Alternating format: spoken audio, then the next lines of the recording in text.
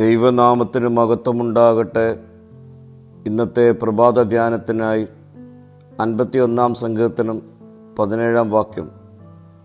ദൈവത്തിൻ്റെ ഹന്യയാഗങ്ങൾ തകർന്നിരിക്കുന്ന മനസ്സ്, തകർന്നു നുറുങ്ങിയിരിക്കുന്ന ഹൃദയത്തെ ദൈവമേ നീ നിരസിക്കുകയില്ല. ദൈവം പുറമേയുള്ള ആചാരങ്ങളെക്കാൾ ഹൃദയത്തെയാണ് നോക്കുന്നത്. പലപ്പോഴും നാം ആരാധനയിൽ പങ്കുചേരുന്നവരാണ്, പ്രാർത്ഥിക്കുന്നവരാണ്, കൂട്ടായ്മ കൂടുന്നവരാണ്.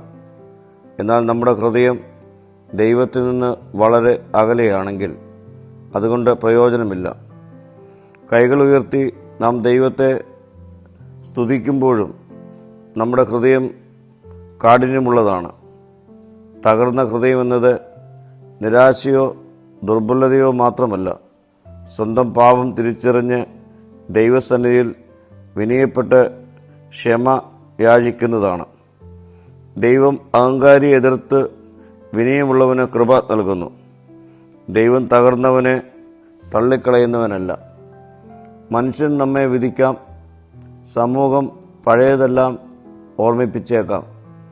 എന്നാൽ ദൈവം പറയുന്നത്, പശ്ചാത്താപത്തോടെ എൻ്റെ അടുക്കൽ വരുന്നവരെ ഞാൻ ഒരിക്കലും തള്ളുകയില്ല എന്നാണ്. മാനസാന്തരം പുനഃസ്ഥാപനത്തിലേക്ക് നയിക്കും. ദാവീദ് തെറ്റ് ചെയ്തപ്പോൾ ദൈവത്തോട് അപേക്ഷിക്കുന്നത് പുതുക്കപ്പെട്ട ഹൃദയമാണ്.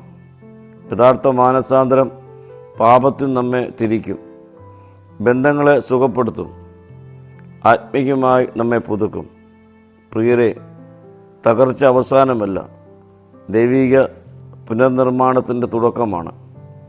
ഇന്ന് നിൻ്റെ ഹൃദയം ഭാരപ്പെട്ടതാണോ? പാപത്താലും കുറ്റബോധത്താലും പരാജയബോധത്താലും തകർന്ന അവസ്ഥയിലാണോ? എങ്കിൽ ദൈവസന്നിധിയിൽ നീ മടങ്ങിയെത്തിയാട്ടെ.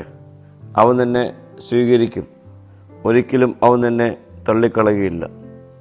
പ്രാർത്ഥിക്കാം. കർത്താവേ, തകർന്ന ഹൃദയത്തോടെ നിൻ്റെ സന്നിധിയിൽ നിലവിളിക്കുന്ന എന്നെ കൈക്കൊള്ളണമേ. മഹത്വം നീ എടുക്കണം. യേശുവിൻ്റെ നാമത്തിൽ തന്നെ. ആമീൻ.